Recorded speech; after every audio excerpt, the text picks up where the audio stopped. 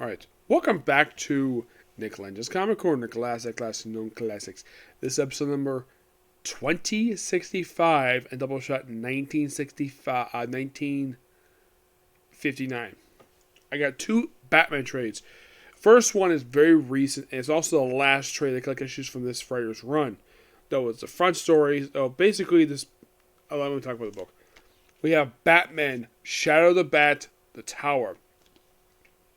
Like I said, this is the last trade that collect issues from Mariko Tamaki's run for Detective Comics. Yeah, a run that started with, I think it was 1034, and here this is basically 1058.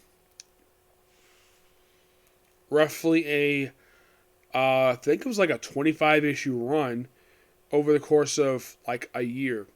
Now, the reason why that is because this very storyline, for reasons unknown to me, they decided to increase the publication of this book from I think before it was coming out twice a month, and it was still doing that for the past 6 years.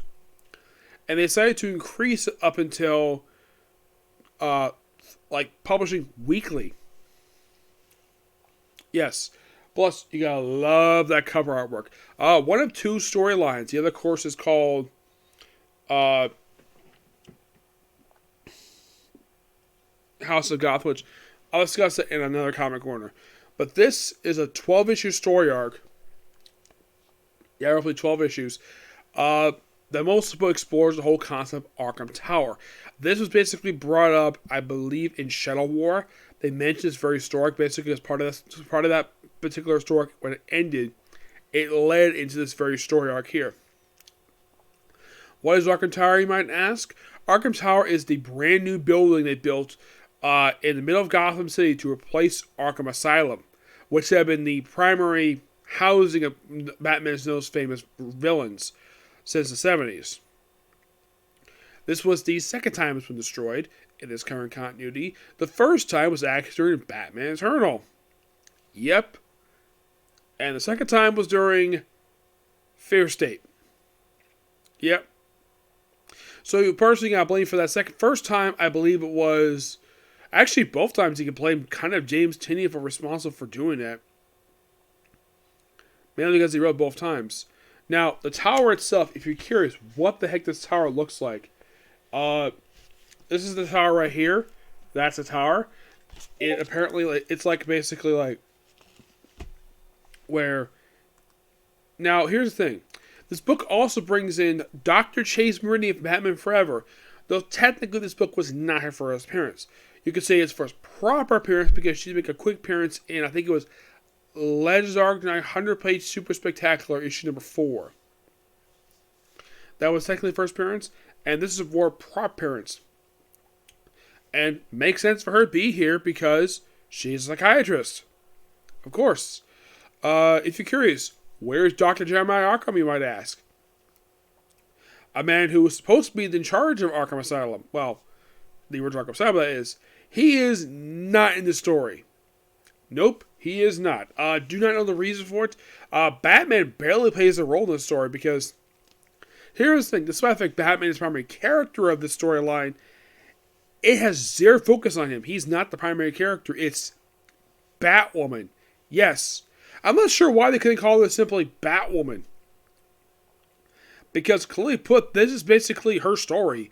She's the one who gets all the focus. Batman barely appears in the storyline. I'm not kidding about that. He appears like, I think he appears like 2 or 3 pages. That's it. The Huntress here too. Except that she's a resident of Arkham Asylum. And this dude's some other stuff that happened recently that she's there. There's also this woman who claims to be Harley Quinn. Turns out she actually really isn't Harley Quinn. She claims to be. And then the real Harley Quinn shows up in the book. And of course deals with Arkham Tower. And by the way, who is the main villain of this 12-issue story arc? It is somebody who is not a Batman villain. Nope. Making his return to Batman comics since I Am Bane. Psycho Pirate. Yes, frickin' Psycho Pirate is the main villain of the story arc.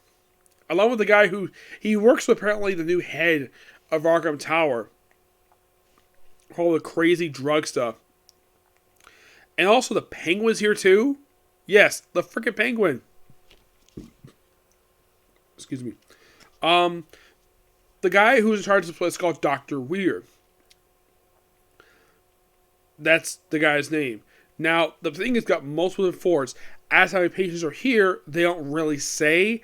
It's presumed that a lot of patients in this building are actually people from the original Arkham Asylum. Yes, Joker is not here. He is nowhere to be seen. He basically is doing his own thing, his own book nowadays. Riddler is not in here. They do run into several times here. Mr. Freeze. Yes, Mr. Freeze pops up in this storyline. Yes. Aside from Psycho Pirate.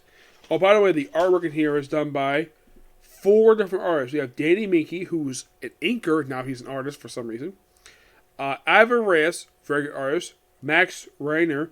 And Amon Clay Nappen. The cover art here, that's not Ivan Reyes. This actually is Ivan Rodriguez, who actually does the covers for Ted Comic, which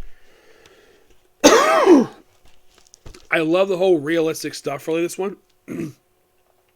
We also experience it here by Nightwing, the Cassandra King Batgirl. Yeah, she appears in here in her Batgirl costume.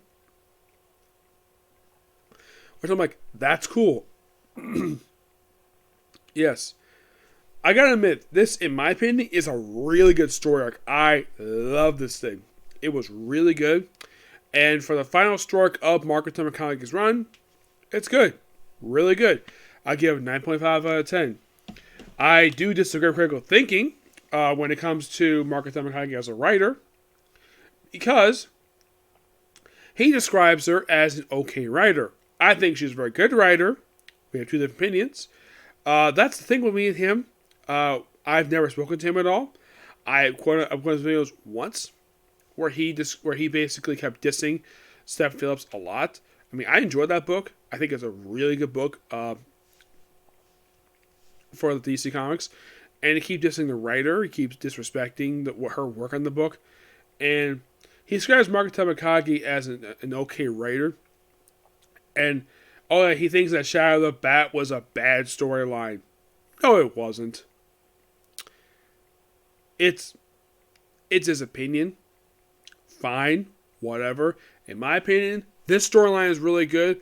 And if you are a Batman fan, check this book out, because this book is awesome. Alright, next up is a book that I didn't know much about this book. I saw this book in a picture, so this is called Batman Death by Design. It's more of a noir Batman type story. That's simple what this book is. Written by a guy named Chip Kidd. Yes, Chip Kidd is the writer for this book. The artwork is done by Dave Taylor. Now, there's actually Dave Taylor I have heard of with the same name, and that was a wrestler who used to work for WWE and WCW. I don't think this is the same Dave Taylor. No, I think this is a completely different person, just having the same name. Of course, that wrestler was British. This guy could be American. Mostly for the whole... By the way, this artwork is really good. I love this artwork. Yeah. I mean, the best way to describe this book, it's like a very good art book that just features Batman. But there is somewhat of a story here where somebody's trying to kill construction workers, and of course Batman's trying to investigate it. Plus, here's the version where the Batcave looks like, and here's the Batcave. You're like, wow, it's almost like the story is set, I think, during the 50s, 50s or 60s maybe, because basically it's like an early Batman computer. Him using like various tools of the time period. I think presumably this is set during the 50s maybe. We have versions of the Joker. Yeah, that's supposed to be the Joker.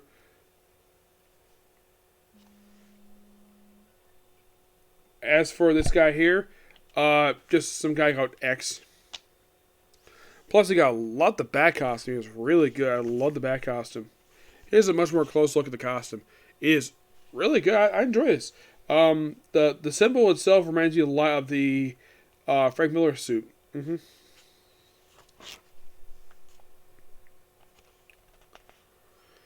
And of course, he tries to drive away. But this, I think this book is really good. If you're a Batman fan also, check this book out. I give this book roughly I'm going to give it 9.5 out of 10. Just really good. I thoroughly enjoyed it. Yep. Now, aside from having, like, let's try to remember who else was in the book. Trying to remember who else was in here was this Dr. Psycho. Oh, yeah. This also, I forgot to mention, this also appeared here by the Scarecrow. Yes, the Scarecrow pops up in here because, well, they, of course, think it's Scarecrow who's behind all that stuff in Tower, but it's actually Psycho Pirate. And this is kind of strange, though, because he later got killed off in Flashpoint Beyond for reasons. Yep. Oh, by the way, before I end this video, let me get my final thoughts on Mariko Tamakaga's run on Detective Comics. It's a really good run, starting with The Neighborhood. That was the very first story she did. And this run also brought back the concept of backup features. Yes, something that had been missing from the book for a long time. I think the last officially the book had a backup feature, I think, was when John Lehman was in the book. Yes, I think when he wrote the book, from like 2012 to about 2014, I think it was. That was the last time I could think of when this book had a backup feature. And that's simply what this book brought back, the backup feature. And, of course, she also ties to Fierce Day, obviously, which that was a very interesting story that was. The book also helped set up the 12-issue Max series Task Force Z, which deals with zombies.